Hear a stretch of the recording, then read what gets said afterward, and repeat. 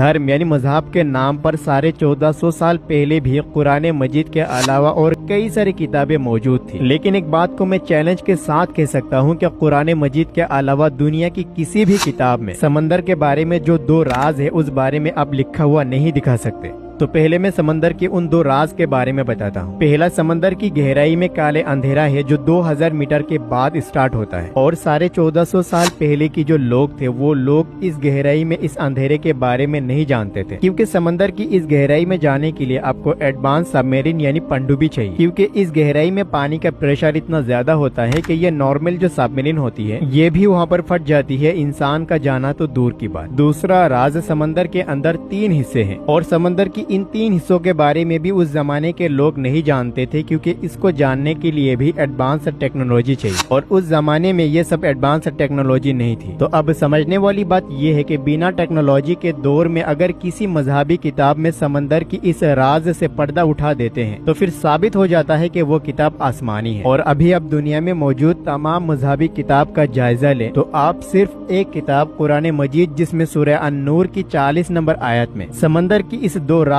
سے پردہ اٹھا ہوا پائیں گے، باقی کسی اور مذہبی کتاب میں نہیں۔ تو اس سے ثابت ہوتا ہے کہ تمام کتاب انسانی ہے، صرف قرآن مجید آسمانی ہے۔